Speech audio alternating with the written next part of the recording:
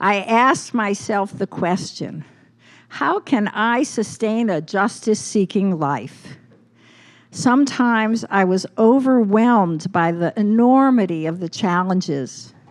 I would get deeply discouraged if a problem we thought was solved came back to haunt us. There were events and people who helped me keep on keeping on. In a book about the politics of food and faith, Jack Nelson wrote about feeling stuck, not able to move forward. And he witnessed poverty in the Central Americas once, and then again, and a third time. And it was only that third visit that sufficiently aroused enough anguish and compassion that he was motivated to act against world hunger. From his example, I saw that learning about something wasn't enough. I had to get closer to the suffering of the people. The next thing that inspired me was participating with some church folks in New Hampshire who were learning about the Beyond War movement. We gathered in the Women's Alliance. Do you have a Women's Alliance here anymore? Did you ever have a Women's Alliance? Maybe not, but in New Hampshire, the church was very old and historical, and they did have a Women's Alliance. And we gathered in the lounge, and after the introduction, the leaders asked us to meditate on who we love. And I thought about my daughter. And that Sunday afternoon, I acknowledged to myself that my fear of a nuclear winter had been triggered by my most deep love for my daughter. In a subsequent 3-day conference, I realized that my fear and also my love were also for the living earth and all its beings, threatened then by the real possibility of a nuclear winter, and threatened now if we fail to meet the urgent challenges of climate change. Our American president said recently that he will round up all the undocumented immigrants. Each time I hear about another xenophobic, racist pronouncement or action, I'm filled first of all with fear, and then with despair, and then a momentary sense of helplessness. Sitting in those feelings, I remembered the post-Holocaust confession of the German Lutheran pastor Martin Niemller, who wrote, and you probably know this, first they came for the socialists and I did not speak out because I was not a socialist. And then they came for the trade unionists and I did not speak out because I was not a trade unionist. And then they came for the Jews and I did not speak out because I was not a Jew. And then they came for me, and there was no one left to speak out for me. Thinking of that, my fear and despair turns to guilt. The guilt generates questions. Am I doing enough? Could I be making a better difference for the life of my granddaughter and all other young women who, despairing of what climate change will bring, are talking about maybe not having children? And who are sharing their concerns about the persistent attacks on their reproductive rights. As a Jewish, Unitarian, Universalist, older white woman who is not LGBTQ, nor a person of color, nor Latinx, nor an undocumented immigrant, I have some privilege in our nation. My privilege lets me forget sometimes. It lets me ignore sometimes that we live with a progressively more oppressive administration, gnawing at the separation of powers and defying the rule of law. A Congress that is at least partially enabling that reality, and a Supreme Court that we cannot count on to protect our rights. I think of the story of the frog who was in a pot of water that warmed up ever so slowly until it was so hot he wasn't able to leap out. And if I am sometimes afraid, I know that there are those who do not have the luxury of forgetting. People of color incarcerated at disproportionate rates for nonviolent crimes do not have that luxury. Childbearing women who live in states that have all but eliminated the right to abortion do not have that luxury, and parents of young African American boys do not have that luxury. What kind of world do we want for all the people living now and those who are yet to come? And what are the sources and resources for persevering courage and hope? I read a blog this week written by the Reverend Duffy Pete, and he discovered that there was comparative quantitative research on how often certain words appeared in literature now as opposed to 20 years ago. Turns out there are significant declines in words like compassion, mercy, love, and justice. He wondered about the possible relationship of that reduction of word occurrences to the rising rate of hate crimes like the shooting of the Charleston 9 people in the congregation several years ago who were worshiping, and the worshipers recently at the Pittsburgh synagogue, the Tree of Life, and the dehumanizing actions against immigrants in concentration camps. You know, these are not camps. Camps are what I went to as a kid. Camps are where I played. These are prisons. Yet a significant part of our population approves of this inhumane treatment. When I hear the videos depicting anguished children crowded together without basic necessities or the comforting presence of their loved ones, when I see the large numbers of adults crowded in a space so small that they can neither sit nor lie down, I call that torture. It's a hard name. Surely these are crimes against humanity. The dehumanization, I believe, is our national public health challenge. In her book, After the Protests Are Heard, Enacting Civic Engagement and Social Transformation, Sharon Welch assumes that we all, I mean not just we all here, but all the people in our nation want to make life better. She suggests, though, that for whom do we want to make life better differs depending on our social locations, our life experiences, our beliefs, and our gifts. Some may want it to be better only for themselves and their families. Some may want it to be better just for their political party. Some may want it to be better for only their nation. For whom am I working to help bring more justice and love forward? Surely my granddaughter, Hannah, now almost 25, who is an activist for empathy and human rights. Surely also my first cousin, Naomi, who holds radically different views and is much more conservative than I am. Is there anyone who I or you would exclude from the circle of our concern? I assume those of us here want to help everyone thrive. But we may have different ideas about how to do that, or different beliefs about its possibility. I've checked your church website, and I believe many of you may be very engaged civically already, doing what you can. And I am not here to make anyone feel that you should be doing more. No guilt trips here.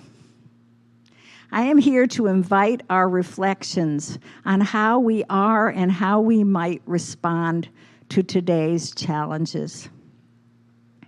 Some of us may be very pleased with the results of our work, or at least with the feeling that we're trying to make a difference.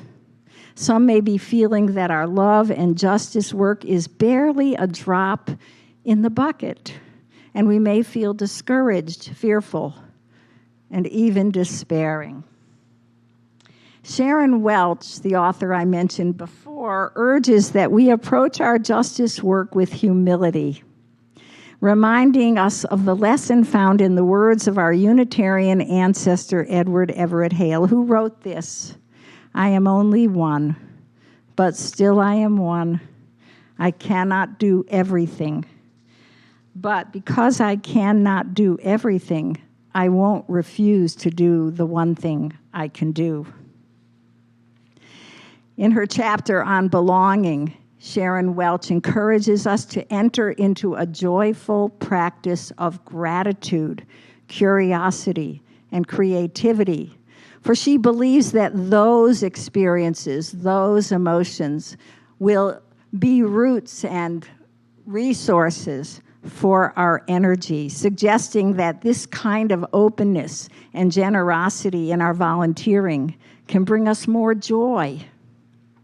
She uses the metaphor of jazz for visioning our activism, picturing how jazz musicians take turns engaging their special gifts, stepping back then to listen and supporting each other and their gifts, and how the listeners applaud each one's offering as they blend to make the wholeness of their work. I love that jazz metaphor. It means we really don't have to be the stars. We really don't have to do everything. We can take turns. And the concept isn't foreign. As kids, we learned about taking turns and sharing, sometimes with resistance. Still, it takes intention to be able to do that. It takes patient attention and waiting for our turn. It takes letting go of the conviction that we have the best idea, the better idea than anyone else in the room. And I'm still working on that. I'm reminded also of Canadian geese flying overhead in their V formations. They take turns being leaders and followers. They give themselves opportunities to rest.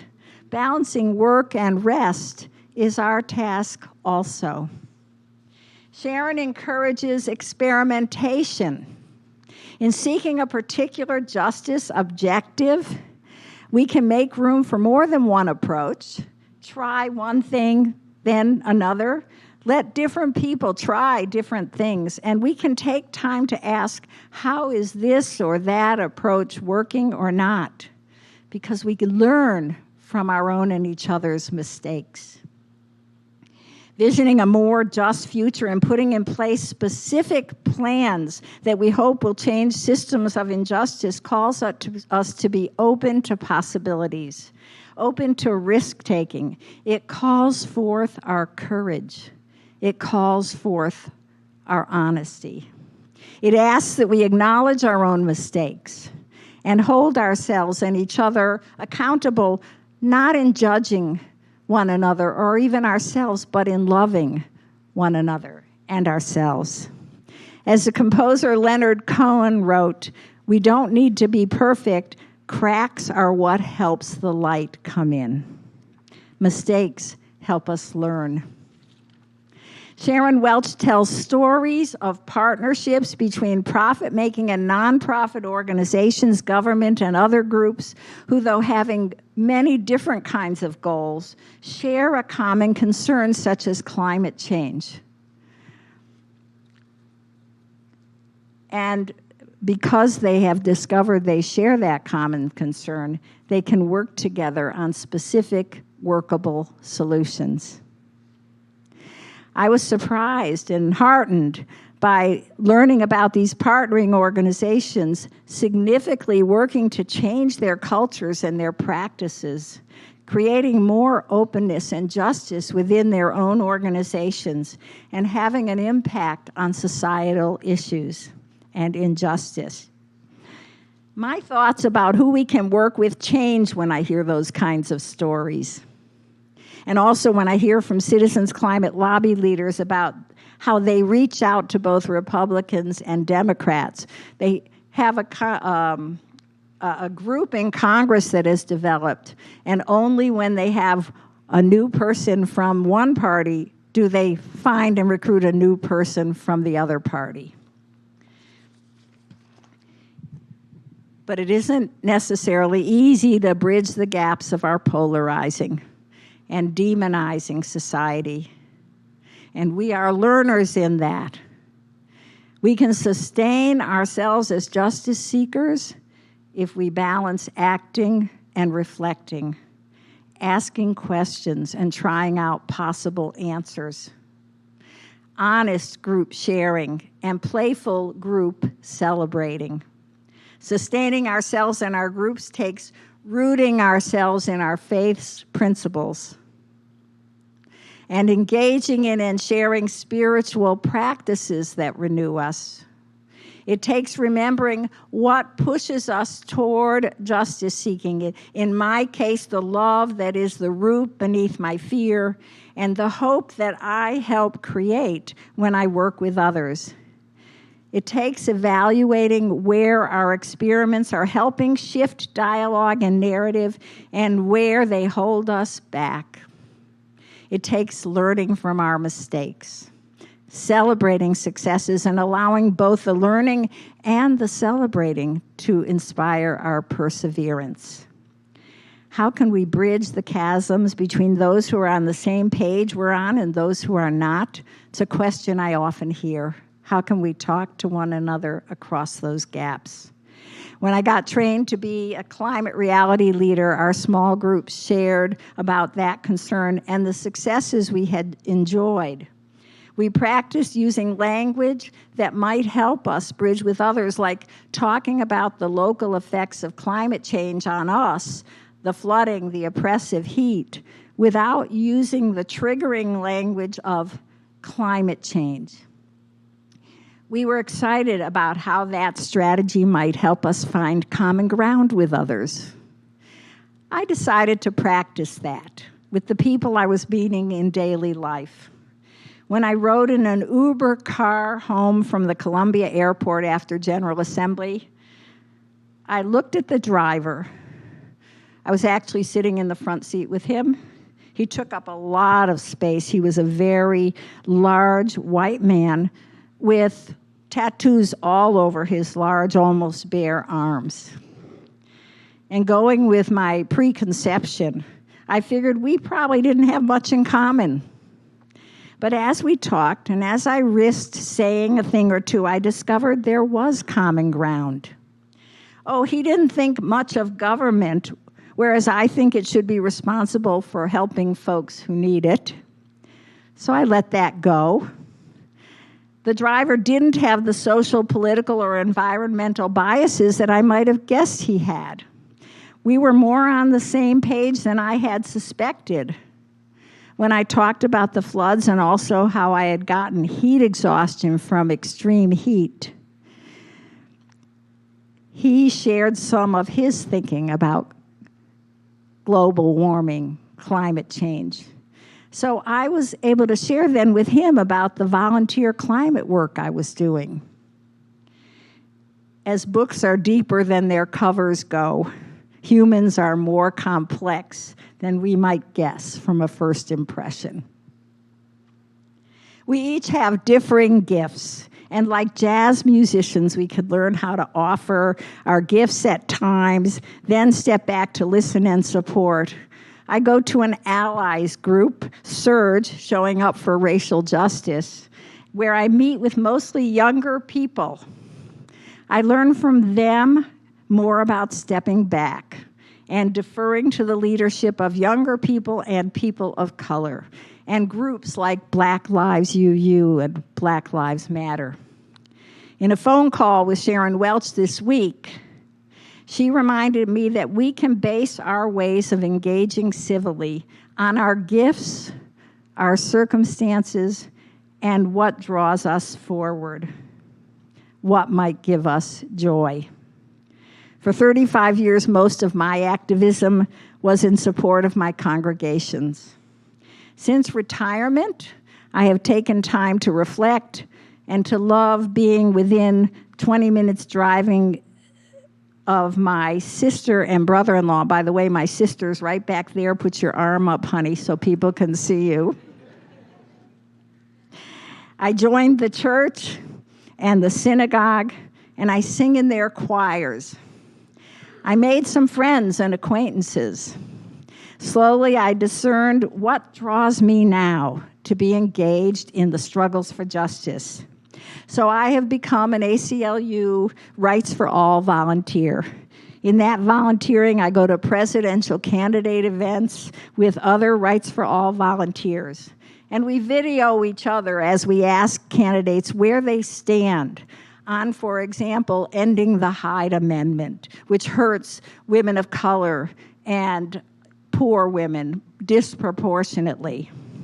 Or the ICE detainer policy, which has ICE convincing local people to hold people after their release date so that they can get in there and do what they want to do. Or about granting currently serving felons the right to vote. Or about reducing federal prison populations by 50% at the end of their terms. In our church climate reality group, we plan to educate, advocate, and act on climate justice. In the Community South Carolina United with Immigrants group, we're partnering with the local Poor People's Campaign in the Columbia area Lights for Liberty Vigil, July 12th. And we're also supporting a statewide act for in-state tuition, state scholarships, and eligibility for vocational licenses for DACA recipients. My volunteering with others as a participant and only occasionally as a leader is more than work. It is living justly, rooted in love. It is companionship. It is delight at welcoming each other and encouraging each other. It is gladness that we are able to give in ways we are able, in ways we choose. It is learning how to step forward and how to step back. It is the strength that comes from living into the reality that we are not alone. Every morning I say the Serenity Prayer. It opens me to accepting my limits, to the courage to imagine a new reality, to reflecting on what might need doing and whether I might have a role in it or not. It opens me to the courage I need to risk success and failure and to learn from my own and other people's honest sharing. It opens me to the wisdom I am slowly gaining over time. E.B. White wrote, I wake up in the morning torn between the desire to save and to savor the world. It makes it hard to plan the day. I want to extend an invitation to all of us to think about what sustains us and what gets in the way, what pushes us and what pulls us. What gifts might we offer as our parts in saving and savoring life? We can ask ourselves, how are we flying to the back of the V-shaped line of birds? How are we loving ourselves even as we love our neighbors? What helps us accept diverse people and ideas? What helps us value others' thoughts and experiences? And very importantly, who are our companions on this learning, growing, loving journey? For we are not alone. May we live with these questions. Blessed be. Amen.